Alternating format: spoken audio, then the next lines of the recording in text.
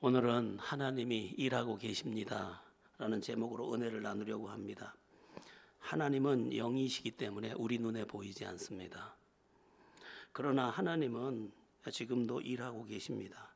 하나님의 창조는 6일 동안 완성되었고 그 완성된 그 창조의 세계를 하나님이 다스리고 계십니다. 창조와 섭리라고 하는데 중요한 기독교의 교리입니다. 하나님이 창조하신 세상, 하나님이 섭리, 즉 다스리신다. 이게 중요합니다. 하나님의 창조를 잠시 보면 하나님의 창조는 하나님께서 무에서 유를 이 땅에, 이 세상 가운데, 이 우주 가운데 두신 것입니다. 아무것도 없는 곳에서 존재하는 모든 것을 하나님이 만드셨습니다. 성경적 근거로는 창세기 1장 1절 태초에 하나님이 천지를 창조하시니라. 그리고 창세기 1장과 2장 창조의 내용이 빼곡하게 나와 있습니다. 해, 달, 별, 땅, 하늘, 바다, 식물, 짐승, 새, 사람, 그리고 하루 이틀이라고 부르는 이 시간까지 하나님이 창조하셨습니다. 이 세상이 어떻게 생겼느냐? 하나님이 창조하셔서. 사람과 짐승 모든 생명이 어떻게 생겼느냐? 하나님이 창조하셔서. 낮, 밤 그리고 시간이 어떻게 우리의 인생사 가운데 있느냐? 하나님이 창조하셔서. 우리의 영혼이 어떻게 생겼느냐? 하나님이 창조하셔서. 아름다운 산천과 꽃과 바람이 어디서 생겼느냐? 하나님이 창조하셔서. 그러니까 모든 것을 하나님이 창조하셔서 여기 있게 됐다는 것입니다. 그러면 그 하나님의 창조를 확인하는 방법이 뭡니까? 우리의 믿음입니다. 히브리서 11장 3절 전반부에 보면 믿음으로 모든 세계가 하나님의 말씀으로 지어진 줄을 아나니 이렇게 되어 있습니다. 여러분, 아무리 하나님이 창조하셨다고 성경이 분명하게 기록해서 말씀하고 있어도 우리가 믿지 않으면 그것은 나와 상관이 없게 됩니다. 그런데 하나님의 창조를 성경 그대로 믿고 받아들이는 그 순간 모든 것이 하나님의 솜씨요, 하나님의 손길이요, 하나님의 준비하심입니다. 그래서 우리가 마음이 뜨겁게 되고 그 뜨거운 하나님이 준비하신 이 세상의 그 기이함들과 나무 잎사귀에 부는 바람 하나에도 놀라서 두 손을 벌리고 주 하나님 지으신 모든 세계 아름답게 찬양하고 주님의 높고 위대하심이 우리의 삶 속에, 우리의 심령 속에서 더 높은 찬송이 되는 것입니다. 하나님의 창조하심은 또한 질서가 아주 정연하고 그리고 아주 세밀하고 완벽합니다. 하나님이 만든 세상을 보면 해, 달, 별 항상 있게 하시고 또한 존재하는 생명들에게 그것이 어떤 생명이든 그게 먹을 것을 준비해 놓으셨고 그 어떤 생명이든 번식할 수 있게 해주셨고 그리고 흥왕할 수 있도록 모든 것을 준비해 놓으셨습니다. 그래서 하나님이 창조한 이 세상이 계속 진행될 수 있게 하셨고 그 진행되는 세상 가운데 하나님이 섭리하고 통치하신다. 이게 섭리입니다. 하나님은 이 세상을 다스리시는데 얼만큼 다스리시느냐? 보존, 운영, 경영 이 모든 것을 하나님이 하시는데 이 경영의 모든 부분을 향하여 우리 예수님께서 의미심장한 말씀을 하셨습니다. 마태복음 10장 29절에서 30절을 한번 우리 본문에서 한번 보겠습니다. 시작. 참새 2마리가 한 아사리온에 팔리지 않겠느냐? 그러나 너희 아버지께서 허락하지 아니하시면 그 하나도 땅에 떨어지지 아니하리라. 참새 한 마리의 삶도 하나님이 간섭하신다는 거예요. 이것은 비유입니다. 그러니까 참새 한 마리 이야기를 하려는 게 아니라 이 세상과 또 우리를 하나님이 간섭하시며 우리 배후에서 경영하고 계신 것을 말씀하고 계시는 것입니다. 하나님은 모든 것을 다스리십니다. 인간의 세상, 인간의 역사, 인간의 모든 생사화복 모든 것을 하나님이 경영하십니다. 정치, 경제, 사회, 문화, 국가 모든 것에 하나님이 역사하고 계십니다. 다니엘서 2장에 보면 이 부분에 대한 말씀이 아주 세밀하게 나와 있는데 다니엘서 2장에도 나와 있고 다니엘서 7장에도 나와 있습니다. 어느 날 바벨론 황제였던 느부갓네살이 꿈을 꿉니다. 꿈을 꾸는데 그 꿈을 꿈에서 깨어나서 그 꿈에 사로잡혀서 어쩔 줄을 몰라 합니다. 그러면서 이 꿈을 좀 해석하고 싶은데 해석할 방법이 없습니다. 이 느부갓네살 황제는 바벨론의 황제인데 이 바벨론의 황제 느부갓네살은 이제 전국에 있는 오늘날로 말하면 주술사들과 박사들과 지혜자들을 다 모이라고 합니다. 그리고 그들에게 이렇게 이야기를 합니다. 기가 막힌 이야기를 하는데 무슨 이야기를 하냐면 내가 꿈을 꾸었다. 내가 무슨 꿈을 꾸었는지 너희가 맞춰봐라. 그리고 그 꿈이 무슨 꿈인지 해석해 달라. 그랬더니 이 바벨론 그 엄청난 제국의 사람들이 그 꿈에 대해 이야기를 듣고 하는 말이 왕이시여. 왕이 밤중에 꾼 꿈을 우리가 어떻게 알겠습니까? 그건 사람의 영역이 아니고 신의 영역입니다. 그 꾸신 꿈을 이야기해 주면 우리가 해석해 드리겠나이다. 느부갓네살이 물러서지 않습니다. 내가 만일 꾼 꿈을 이야기하면 너희 나름의 지혜를 가지고 함부로 이 해석을 할 것인데 그 해석이 진짜인지 어떻게 그 대답이 진짜인지 내가 어떻게 믿겠느냐. 내가 꾼 꿈이 무엇인지를 알고 해석해 주면 난 그 대답이 진짜인 줄 알 것이다. 그럴 수는 없습니다. 밤중에 왕께서 홀로 꾼 꿈을 우리가 어떻게 알겠습니까? 너희가 지금 시간을 보려고 하는구나. 만약 어느 날까지 이 내가 꾼 꿈이 무슨 꿈인지 그리고 그것에 대해 해석하지 않는다면 다 죽이겠다. 그때 그 소식을 들은 다니엘이 왕의 마음이 어찌 그리 급하시뇨. 꿈을 주신 여호와께서 대답하지 아니하겠느냐.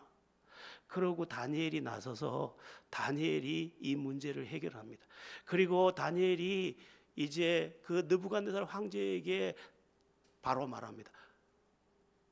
황제께서 꾼 꿈이 이러하니이다. 왕께서는 큰 신상을 보셨나이다. 그 신상은 머리는 금이요, 팔과 가슴은 은이요, 배와 넓적다리는 노시요, 다리는 철이요, 그리고 발과 발가락은 철과 흙이 섞여 있는 것이었습니다.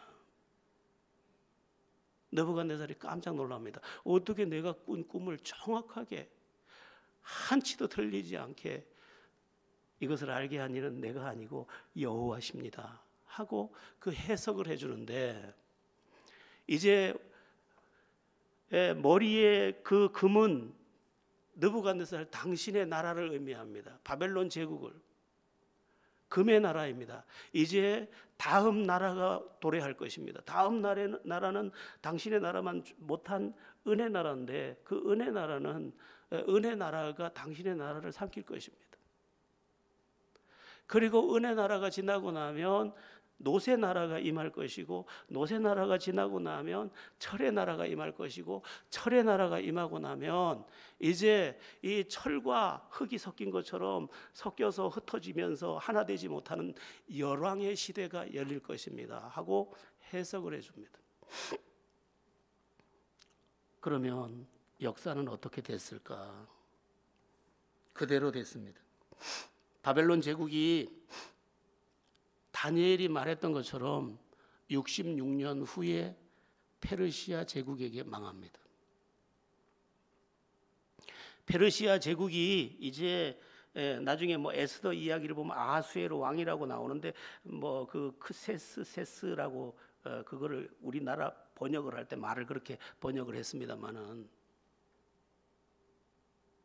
그래서 바벨론 제국이 영원할 줄 알았지만 하나님이 이 다니엘을 통해 해석해 준 그대로 망하고 이제 페르시아 메데파사라고 성경에 되어 있는데 메데파사 제국이 페르시아 제국이 이제 바벨론을 삼키고 새로운 시대를 엽니다. 그렇게 페르시아 제국이 기원전 539년부터 331년까지 208년을 보냅니다. 그런데 그 이후에 헬라 제국이 등장을 합니다. 알렉산더 황제가 등장을 하면서 기원전 331년부터 168년까지 163년 동안 헬라 제국이 그들을 삼켜버립니다. 그러자 이제 철의 나라가 와야 되는데 이 철의 나라는 168년에 시작된 BC 168년에 시작된 로마 제국입니다. 이 철은 강함을 의미합니다. 이 로마가 짓밟는 모든 곳이 그들의 발굽 아래 발표해야 했습니다. 그리고 발과 발가락은 흙과 철이 같이 있다고 했는데 섞이지 못하고 열왕으로 흩어지게 되는데 로마 제국이 동로마로 갈라지더니 동로마 서로마로 갈라지더니 그 다음에는 이 유럽이라고 하는 이 연방이 탄생이 되면서 하나님의 말씀이 그대로 이루어집니다. 이 부분에 대해서 더 해석할 게 참 많은데 이 부분만 가지고 계속 말할 수가 없으니까 어떻게 아직 오지도 않은 그러니까 느부갓네살로부터 말하면 장차 일어날 500년 후에 그 역사까지 세밀하게 다 지금 설명되어졌고 그것이 성취됐느냐? 하나님이 설계했고 하나님이 다스렸기 때문입니다. 그렇기 전엔 불가능합니다. 여러분, 하나님이 다스리십니다. 그래서 우리가 할렐루야 이 메시아 찬양의 중요한 후렴이 뭐냐? 주 다스리시네. 여러분, 그냥 정치인들의 마음대로 트럼프가 지금 이란 핵시설을 향하여 미사일을 쐈던데 그게 그냥 되는 것 같지만 제가 요한계시록을 지금 이제 신학교에서 강의하고 있는데 거기서 보니까 그게 아니에요. 그대로 다 이 밑그림이 다 있습니다. 하나님이 인간 나라를 다스립니다. 그런데 이제 2장에 보면 다니엘서 2장에 보면 뜨인 돌의 환상이 나옵니다. 한 돌이 와서 이 신상을 치고 그 다음에 이 뜨인 돌이 모든 것을 제국을 물리치고 새 나라를 이룰 것인데 영원한 나라입니다. 다시 말하면 하나님이 준비한 뜨인 돌, 사람의 손이 닿지 않은 뜨인 돌, 예수 그리스도께서 오셔서 닫히고 하나님의 나라를 영원한 나라로 우리에게 주실 것에 대해서 예언하고 있는 장면입니다. 우리 다니엘서 2장 44절 한번 보겠습니다. 다니엘서 2장 44절 시작. 이 여러 왕들의 시대에 하나님이 한 나라를 세우시리니 이것은 영원히 망하지도 아니할 것이요 그 국권이 다른 백성에게로 돌아가지도 아니할 것이요 도리어 이 모든 나라를 쳐서 멸망시키고 영원히 설 것이라. 이 다니엘서는 굉장히 종말론과 연결되어 있기 때문에 요한계시록을 풀 때 다니엘서를 같이 푸는데 지금 영원한 나라를 설명하고 있습니다. 많은 제국이 일어나고 그 제국들이 하나님의 통치 안에서 경영되다가 이제 뜨인 돌이 등장하면서 그 뜨인 돌이 이 제국을 치고 영원한 나라를 세우는데 그리스도의 나라입니다. 결국은 하나님의 뜻대로 될 것인데 하나님이 다스려서 하나님의 뜻을 이룰 것입니다. 자, 그러면 제국을 경영하고 시대를 경영하는 하나님이 예수 믿는 우리에 대해서는 어떻게 대하실까? 비할 데가 없습니다. 성경에는 너희 머리털 한 올도 세신 바 되었느니라 이렇게 되어 있습니다. 여러분, 우리가요, 제가 보람 집사도 사랑하고 빛나 집사도 사랑하고 지용 집사도 사랑하고 정숙 집사도 사랑하지만 제가 제 자녀를 대하는 것은 또 다른 것입니다. 하나님께서 모든 사람을 사랑하지만 당신의 자녀된 우리를 대하는 것은 또 다릅니다. 이것은 기이한 다름입니다. 어떻게 보면 무조건의 사랑입니다. 자식이 속 썩였다고 내버립니까? 아니요. 어떻게 하면 더 사랑할까? 하나님께서 우리에 대해서 일하실 때는 더욱 뜨겁게 일하십니다. 그러니까 하나님의 우리를 향한 살핌과 간섭하심은 특별합니다. 하나님께서 이스라엘을 선택해서 이스라엘을 건지실 때 보면 하나님의 그 특별한 손을 우리가 볼 수 있습니다. 이스라엘이 애굽 땅에서 종살이하다가 이제 그 노역에 굉장히 괴로울 때 이스라엘은 이상하게 계속 번성을 하는 겁니다. 그렇게 억압을 해도 계속 번성을 하는 거예요. 여러분, 억압이 있다고 해서 망하는 게 아니에요. 억압하는데 계속 번성을 했습니다. 그러자 이집트 정부는 무슨 생각을 했냐면 저들이 계속 성장을 하고 세력을 기르면 다른 민족과 결탁을 해서 우리를 칠 텐데 그러면 저들을 우리가 어떻게 감당하겠느냐. 저들이 자식을 낳지 못하도록 정책을 펴자 해서 정책을 펼친 게 남자아이를 다 죽이는 방법이었습니다. 그래서 죽여서 나일강에 갖다 내버리도록 정책을 만들어서 법을 국회를 통과시킨 겁니다.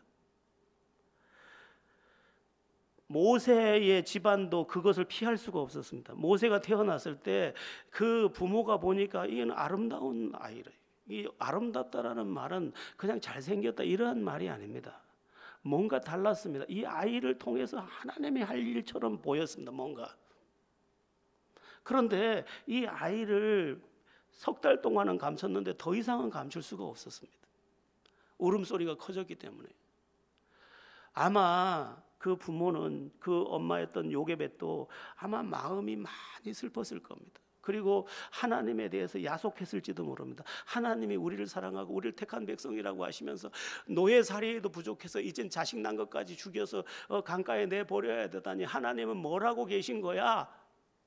그러면서 혹시라도 모르니까 광주리에다가 담아서 역청을 칠해서 물이 들어오지 않게 하고 하나님께 맡기면서 그 아이를 이제 강물에 떠내려 보냈는데 세상에 하나님께서 일하시는 하나님이시니까 준비하셨던 바로 왕의 공주를 대기시켰다가 그 뚜껑을 열 때 울음소리를 듣고 자기가 그 복받치는 슬픔을 같이 울면서 자기 양자로 삼게 하고 바로의 아들이 되게 만들고 공주의 아들이 되게 만들고 그리고 애굽의 학문을 다 가르치게 하시고 그리고 자기 의욕을 가지고 자기 민족을 구원해 보려고 사람을 죽이다가 실패하고 도망갔다 광야의 훈련을 받고 다시 돌아와서 이스라엘을 구원하는 구원자가 되게 하는, 사람이 볼 때는 하나님이 아무것도 하지 않는 것처럼 보였지만 이스라엘을 하나님이 버린 것처럼 노예살이와 이젠 자식을 낳아도 버려야 되는 너무도 저주 같은 인생의 날들을 살아야 했지만 하나님은 큰 일을 하고 계셨습니다. 뭐 이런 이야기는 사실은 끝도 없습니다. 아하수에로 왕 때 에스더서에 보면 아하수에로 왕 때에 이 아하수에로 왕은 기원전 486년에서 465년 동안 19년 동안 나라를 다스렸던 황제인데 크세르크세스 이걸 아하수에로로 번역했는데 나중에 이제 공부를 하려면 크세르크세스를 치면 이 아하수에로의 그 왕의 일정들이 다 나옵니다. 이 사람이 이제 120도의 주인입니다. 모든 제국의 주인인데 그가 이제 그 정치를 하느라고 지금 이 내부의 그 살림이 어떻게 돌아가는지 모르고 있을 때 유대인을 말살하는 하만이라는 사람이 나타나서 하만을 죽이려고 그 높은 장대까지 만들어서 죽이려고 하는데 모르드게가 기도하다가 자기의 조카딸 에스더에게 이야기합니다. 네 혼자 이 재난을 피할 거라고 생각하지 마라. 네가 왕비가 된 것은 이때를 위함이 아닌지 누가 알겠느냐. 그러자 에스더가 이야기합니다.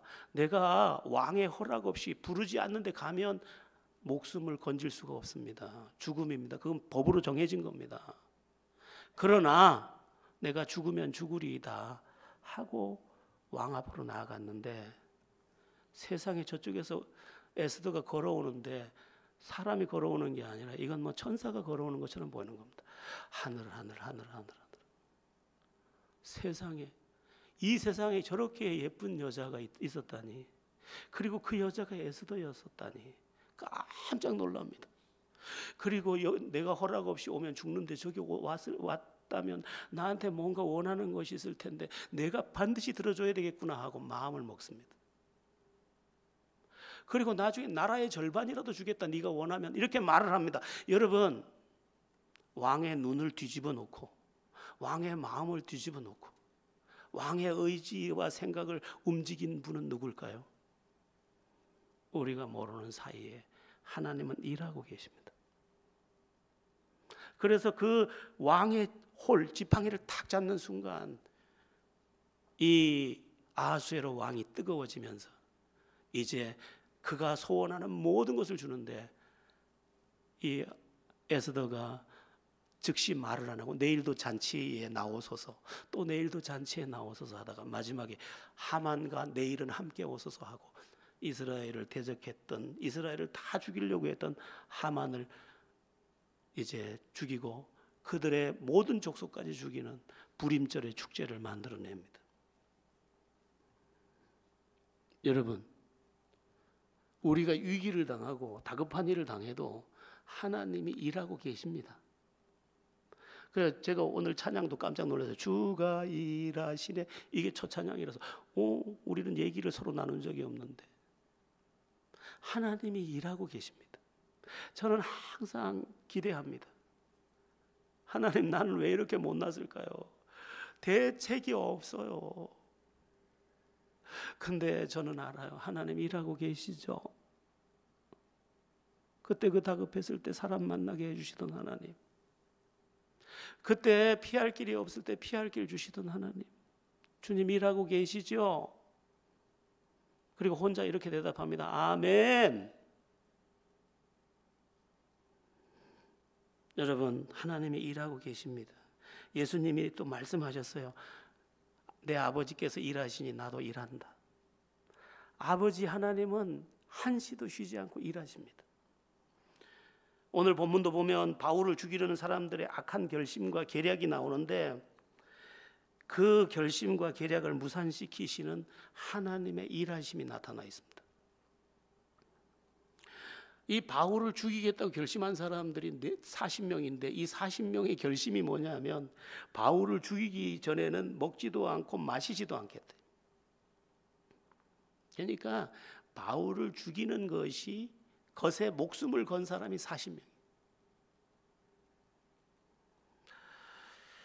그런데 하나님이 그것을 막으시는데, 우리 먼저 그들의 결심을 한번 보겠습니다. 12절 13절입니다. 오늘 본문 12절 13절 우리 같이 함께 오늘 본문 12절 13절 합독해 봅니다. 날이 새매 유대인들이 당을 지어 맹세하되 바울을 죽이기 전에는 먹지도 아니하고 마시지도 아니하겠다 하고 이같이 동맹한 자가 40여 명이더라. 어떤 사람이 악한 결심을 하잖아요. 한 명인데 그 한 명을 감당하기 어렵습니다. 그런데 바울을 죽이겠다고 결심한 사람이 40명이, 근데 목숨을 건 사람이 40명이. 거기에다가 이들의 계략이 굉장히 치밀했습니다. 이 피할 수 없는 계략이, 여러분, 계략이라는 건 무서운 겁니다. 그런데 이들의 계략을 한번 보세요. 15절을 함께 읽어보겠습니다. 본문 15절입니다. 이제 너희는 그의 사실을 더 자세히 물어보려는 척하면서 공회와 함께 천부장에게 청하여 바울을 너희에게로 데리고 내려오게 하라. 우리는 그가 가까이 오기 전에 죽이기로 준비하였노라 하더니, 천부장에게 계략을 써서 속여가지고 이 바울이 이제 재판을 받으러 법정을 나서게 만들고 나설 때, 뭐 그를 죽였을 때 결과가 어떤지 상관없이 바로 죽이겠다는 거예요. 바울을 죽이기 위한 치명적 전략입니다. 길을 나서면 무조건 죽습니다.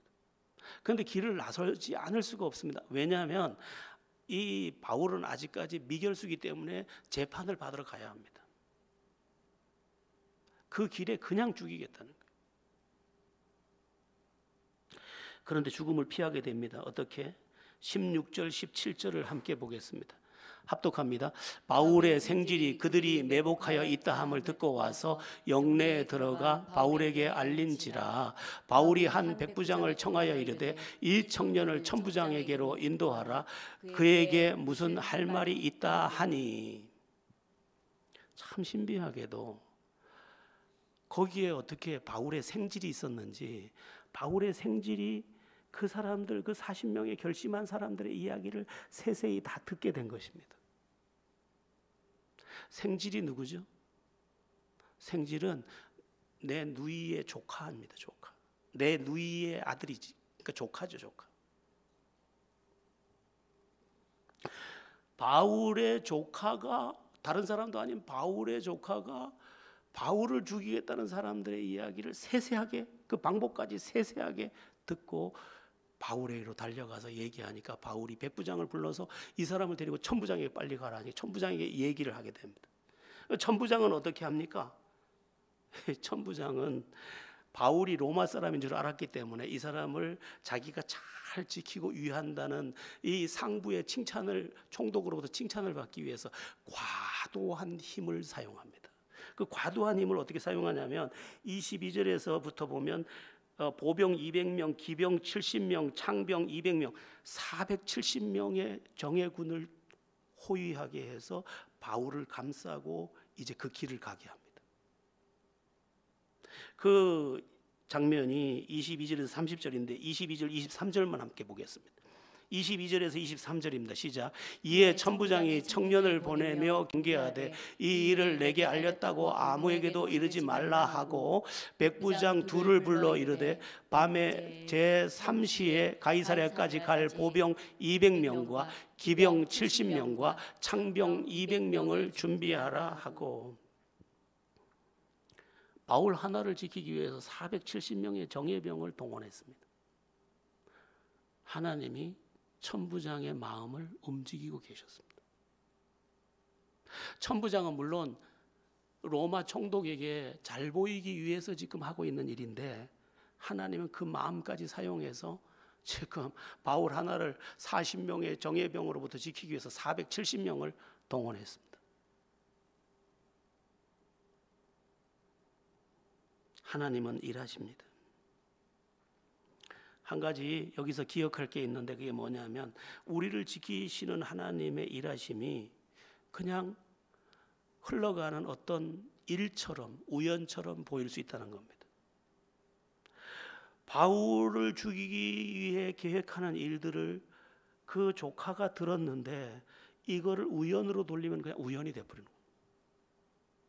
근데 하나님이 기이하게 그 조카를 준비하셨다가 듣게 하고, 듣게 하셔서 지금 천부장에게 알리고 천부장이 470명을 동원하게 하신 것을 하나님이 일하셨구나 하고 보면 기가 막힌 일인 것입니다.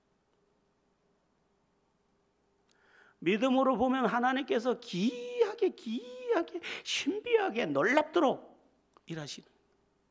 그런데 우리는 우연으로 돌리거나 어떤 정치적인 일들로 치부하기를 잘합니다.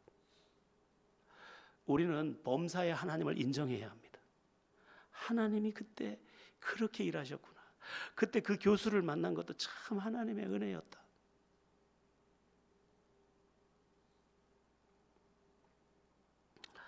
그런 점에서 여러분에게 부탁하고 싶은 게 있는데 하나님의 손이 안 보일지라도 주님을 의지할 줄 알아야 합니다. 하나님은 영이시기 때문에 하나님의 손이 직접적으로 보이지 않습니다. 그러나 하나님의 손이 보이지 않을지라도 주님을 의지해야 합니다. 고난의 종 욥은 하나님이 틀림없이 일하신다는 것을 믿고 있었습니다. 그러나 보이지 않았습니다. 그래서 그 탄식하는 장면과 믿음의 고백이 어우러진 장면이 나오는데 욥기 23장입니다. 욥기 23장은 유명한 장인데 욥기 23장 8절에서 우리 10절을 함께 읽어보겠습니다. 욥기 23장 8절에서 10절입니다. 합독해 봅니다. 그런데 내가 앞으로 가도 그가 아니 계시고 뒤로 가도 보이지 아니하며 그가 왼쪽에서 일하시나 내가 만날 수 없고 그가 오른쪽으로 돌이키시나 배울 수 없구나. 그러나 내가 가는 길을 그가 아시나니 그가 나를 단련하신 후에는 내가 숨군같이 되어 나오리라. 우리 23장 10절만 많이 외우고 있잖아요. 근데 앞에 부분이 이래요. 얼마나 고통스러운지 몰라요. 하나님 틀림없이 일하시는데 내 앞을 지나가고 계실 텐데 내가 볼 수 없구나. 왼쪽에서 일하실 텐데 내가 볼 수 없구나.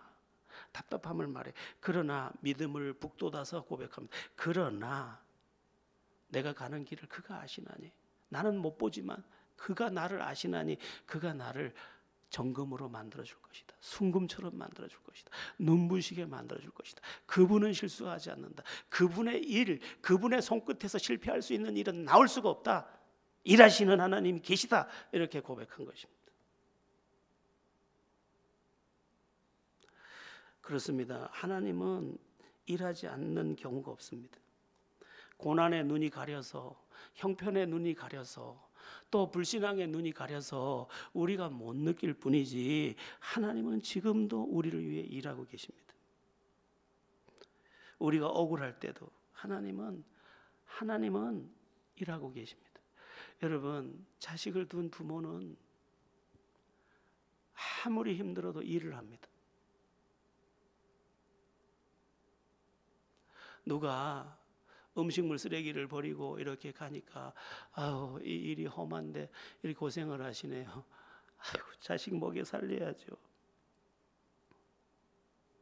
자기 인생을 다 허비해서라도 자식을 살리고 보는 게 부모라면 우리의 영의 아버지, 능력이 많으신 우리 아버지, 신비하게 일하실 수 있는 우리 하늘 아버지가 어떻게 실수를 하겠습니까? 쉴 수 없어요, 하나님.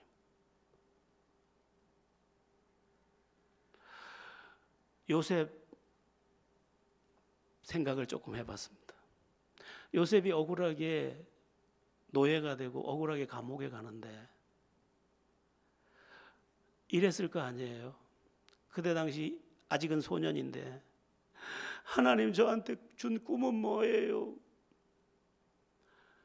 형들의 곡식단이 나한테 절하고 또 하늘의 별들이 나에게, 해달별이 나에게 절하고 나에게 주셨던 그 꿈은 뭐예요? 하나님은 나를 버려두시는 건가요? 그러나 하나님은 요셉을 위하여 일하고 계셨습니다. 일찍이 요셉에게 줬던 꿈을 위하여 일하고 계셨습니다. 어떤 일을 하고 계셨습니까? 애굽으로 내려가야 되기 때문에 애굽으로 내려가게 하셨고, 그리고 왕의 궁전에 들어가야 되기 때문에 왕의 신하가 들어가 있는 감옥 밑으로 내려가야 했습니다. 그리고 그를 끌어올려야 되기 때문에 저 왕궁의 바로 왕을 꿈꾸게 만드셨고 그 꿈을 풀 자가 없게 만드셔서 그 꿈을 이 요셉으로 하여금 풀게 만드시는 모든 기이한 일들을 하나님이 하고 계셨어요. 하나님은 일하고 계셔요. 어제 뭐 누구랑 전화하는데 힘드시죠? 이래요. 누가 나를 보고. 하나님이 일하시잖아요. 전 몰라요. 욥처럼 몰라요. 왼쪽에서 일하시나 나는 볼 수 없어요. 오른쪽으로 지나시나 볼 수 없어요. 그러나 하나님 일하심은 분명하고 나는 순금이 되고 있어요. 요셉에게도 그러셨고요.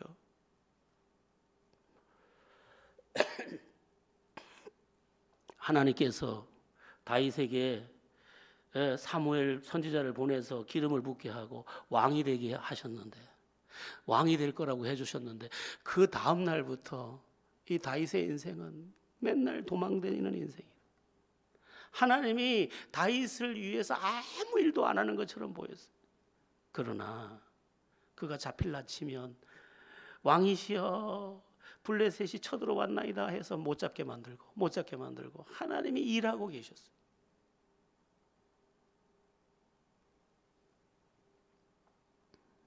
하나님은 요셉보다 더 열심히 일하셨어요.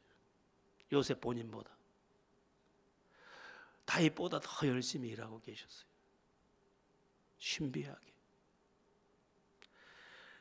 특별히 하나님의 일하심은 그래서 게으르지 않아요. 하나님은 게으르지 않습니다. 우리는 게으른데 하나님은 게으르지 않아요. 그 말씀이 열왕기하 19장에 나옵니다. 열왕기하 19장 31절을 우리 함께 보겠습니다. 시작. 남은 자는 예루살렘에서부터 나올 것이요 피하는 자는 시온 산에서부터 나오리니 여호와의 열심히 이 일을 이루리라 하셨나이다 하니라. 여호와의 열심히.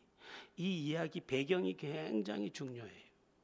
이 이야기가 나온 배경이 뭐냐면 아수르 왕 사네립이 이 유다 왕국을 삼키기 위해서 쳐들어왔어요. 이 당시의 왕이 히스기야 왕이에요. 히스기야 왕 시대에는 선대에서 너무 정치를 잘못해서 모든 것이 지금 삐걱거리고 있는 너무도 나쁜 상황이에요. 저들이 쳐들어와도 저들을 대처할 방법이 없어요. 단지 예루살렘 성벽이 지대가 높아서 그 성벽으로 겨우겨우 버티고 있는 거예요. 너무도 사면초가에 빠진 이 히스기야가 이사야 선지자에게 도움을 청합니다. 이 아수르 황제의 가 쳐들어와서 사네립이 쳐들어와서 우리가 피할 길이 없습니다. 여호와의 도움을 구하소서 했더니 하나님께서 이사야 선지자에게 대답을 주셨어요. 두려워하지 말라. 저들은 아무것도 아니라고. 그 소식을 이제 이 히스기야에게 전해줘요. 이건 말이 아니었어요. 하나님께서 이 이사야 선지자에게 주신 그 말은 그대로 사실이 됐습니다. 그리고 두려워하지 말라고 하면서 여호와의 열심히 일을 이루리라 이렇게 말했는데 그게 19장 31절이고 19장 35절에서 어떤 일이 일어나느냐. 우리 19장 35절을 보겠습니다. 열왕기하 19장 35절 시작. 이 밤에 여호와의 사자가 나와서 아수르 진영에서 군사 18만 5천 명을 친지라. 아침이 일찍이 일어나 보니 다 송장이 되었더라. 하나님은 일하십니다. 큰 일을 하십니다. 그래서 우리가 기도하는 겁니다. 그리고 믿고 의지하는 겁니다. 이 부분을 잘 알고 있었던 이사야 선지자가 우리에게 요청하는 바가 있는데 이사야 62장 7절입니다. 굉장히 중요한, 예전에 저에게 굉장한 도전이 됐던 말씀인데 우리 이사야 62장 7절 합독합니다. 또 여호와께서 예루살렘을 세워 세상에서 찬송을 받게 하시기까지 그로 쉬지 못하시게 하라. 여러분, 하나님은 원래 쉬지 않는데 더 쉬지 못할 때가 언제냐? 당신의 자녀가 당신께 부탁할 때입니다. 엄마 아빠가 자식을 위해 부지런하지만 자식이 무언가 부탁을 하면 엄마는 그때부터 허리를 더 동이고 아빠는 그때부터 야근을 하고 하는 것처럼 하나님께 우리가 부탁할 때 우리를 사랑하시는 하나님은 뜨겁게 일어서시는 겁니다.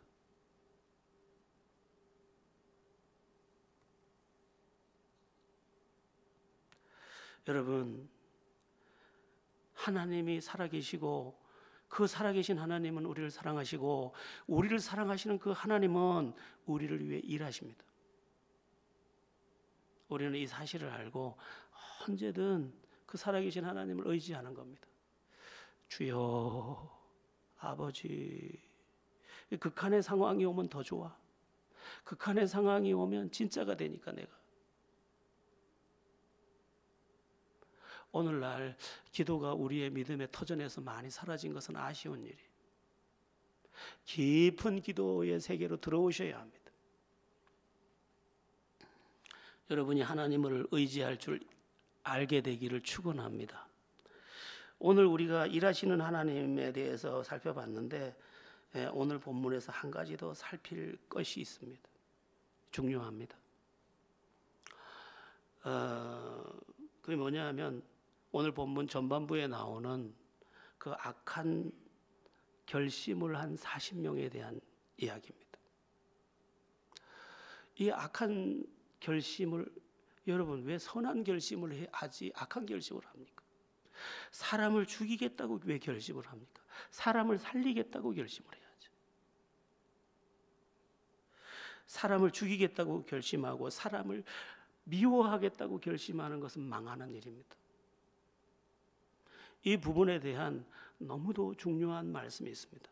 저는 이 말씀을 어느 날 딱 받고 이걸 평생을 간직해야겠다 하고 품고 있는 말씀이기도 한데, 우리 함께 이사야서 32장 7절에서 8절을 보겠습니다. 제가 품고 있는 말은 8절입니다만은 7절 8절을 같이 봐야 합니다. 여러분들도 나중에 이 32장 8절을 좀 품고 살았으면 좋겠습니다. 우리 이사야서 32장 7절 8절 한번 읽어보겠습니다. 악한 자는 그 그릇이 악하여 악한 계획을 세워 거짓말로 가련한 자를 멸하며 가난한 자가 말을 바르게 할지라도 그리함이거니와 존귀한 자는 존귀한 일을 계획하나니 그는 항상 존귀한 일에 서리라. 제가 품고 있는 말은 이 32장 8절입니다. 존귀한 자는 존귀한 일을 계획합니다. 그러고는 그 존귀한 계획을 통해서 존귀한 일에 섭니다. 그래서 그 인생이 존귀해집니다. 근데 7절을 한번 돌려봐 주시면 7절에 오늘 본문을 보면 뭐라고 되냐? 악한 자는 그 그릇이 악하여 악한 계획을 세운다. 여러분, 노아 시대에 하나님이 얼마나 진노하셨으면 지으신 것을 싹 쓸어버렸겠습니까? 근데 그 노아 시대에 이 세상에 대해서 진노하고 심판하실 때 어떤 내용을 가지고 심판하셨느냐? 창세기 6장 5절을 한번 보십시오. 합독합니다. 여호와께서 사람의 죄악이 세상에 가득함과 그의 마음으로 생각하는 모든 계획이 항상 악할 뿐임을 보시고, 이 심판 내용입니다. 안 되겠구나.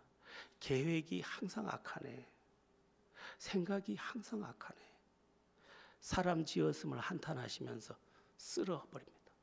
그런데 노아는 은혜를 입었더라. 이렇게 또 돼 있습니다. 여러분, 계획이 좋아야 돼.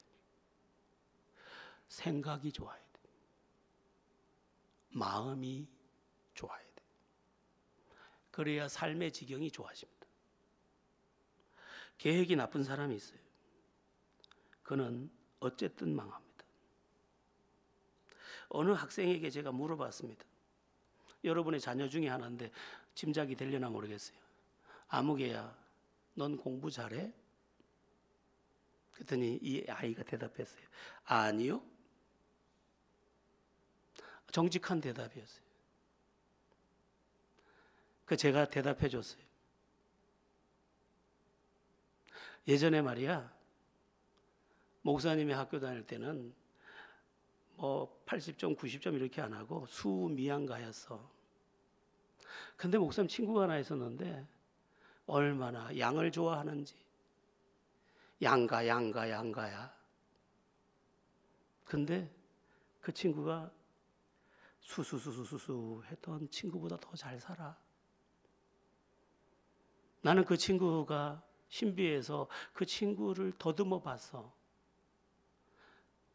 그 친구는 항상 계획이 긍정적이었고 항상 밝았고 선했어. 네가 공부 조금 못할 수 있어. 네 잘못 아니야. 근데 말이야, 네가 만일 선한 마음과 믿음의 마음과 선한 계획을 가지고 산다면 하나님은 너를 위해 길을 열걸. 공부 잘하는 아이가 공무원하고 있다면 너는 그를 데려다가 일을 시킬 수 있을지도 몰라. 그랬더니 이 아이가 이러더라고요. 공부를 안 한다는 게 복음이니까 자기는 눈이 반듯해 반짝반짝해서 근데 사실입니다.